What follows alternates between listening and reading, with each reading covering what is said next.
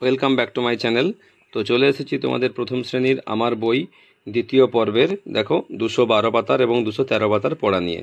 এখানে শিখন পরামর্শ বলছে শিক্ষার্থীরা কর্মপত্রটি সহজ পাঠের বিনি পিসি এর অনুসারী পাঠ হিসেবে ব্যবহার করবে। ঝুড়ি থেকে শব্দ খুঁজে ফাঁক ভরাট করবে। কেমন? তাহলে দেখো এখানে লেখা আছে ঝুড়ি থেকে কথা খুঁজি, ফাঁক ভরাট করি। এই ঝুড়ির মধ্যে কিছু কি শব্দ দেওয়া আছে বা কথা দেওয়া আছে, এখান থেকে খুঁজে নিয়ে আমার দিকে এখানে শূন্যস্থান পূরণ করতে হবে। কেমন? তাহলে আগে আমরা ঝুড়ির শব্দগুলো পড়ে নিই। দেখো ঝ ময় হসন্ত, ঝ ময় হসন্ত, ঝমঝম, তালবস্য দন্তেন্ন হসন্ত, তালবস্য দন্তেন্ন হসন্ত, শন শন, ঢ অনুস্বার, ঢ অনুস্বার, ঢং ঢং, ঢ অনুস্বার, ঢ অনুস্বার, ঢং ঢং, ম ডয়শূন্য রয় হসন্ত, ম ডয়শূন্য রয় হসন্ত, মড় মড়, চ কয় হসন্ত, চ কয় হসন্ত, চক চক, ঢ লয় হসন্ত, ম লয় হসন্ত, ঝলমল, চ টয় হসন্ত, চ টয় হসন্ত, চটচট, ময়াশ্রয় টয় হসন্ত, ময়াশ্রয় টয় হসন্ত, মিট মিট, ঝয়াশ্রয় লয় হসন্ত, ময়াশ্রয় লয় হসন্ত, ঝিলমিল, ঝয়াশ্রয় কয় হসন্ত, ময়াশ্রয় কয় হসন্ত, ঝিকমিক, চ ট প ট, চটপট। এই শব্দগুলো দিয়ে বা এই কথাগুলো দিয়ে আমাদেরকে নিচে এই যে শূন্যস্থান পূরণ করতে হবে। কেমন? তবে দেখো একে আছে ড্যাশ করে জল পড়ছে, তাহলে এখানে আমরা লিখতে পারি ঝমঝম করে জল পড়ছে। কেন টুপটাপ তো নেই, তাহলে এখানে লিখবো ঝমঝম করে। ঝ ময়ে হসন্ত, ঝ ময়ে হসন্ত, ঝমঝম। এই যে নিচে এটাকে হসন্ত বলে, না হলে ঝমঝম হয়ে যেত। ঠিক আছে, এটা হচ্ছে হসন্ত। কেমন? তাহলে ঝমঝম করে জল পড়ছে। এরপর কি বলছে? আলো পড়ে নদীর জল কি হয়?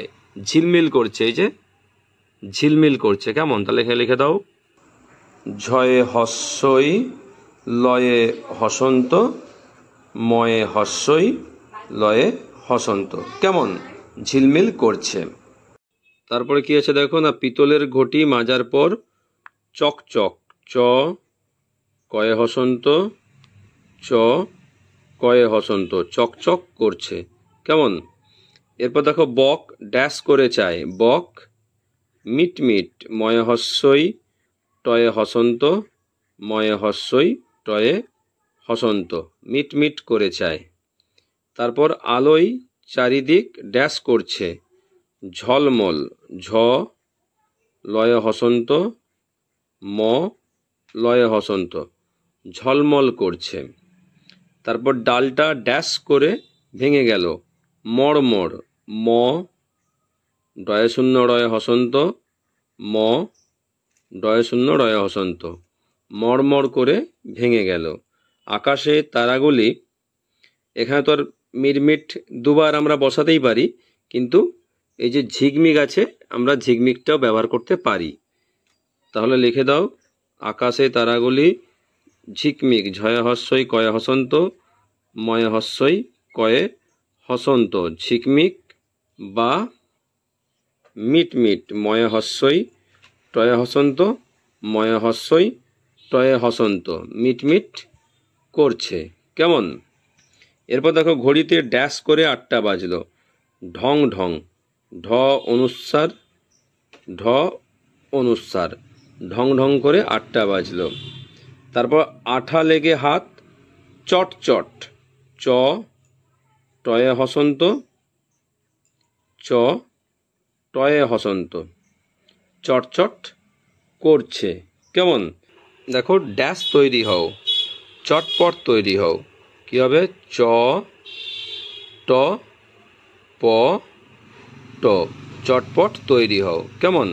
এরপর ড্যাশ করে হাওয়া বইছে, এই যে সনসন করে হাওয়া বইছে।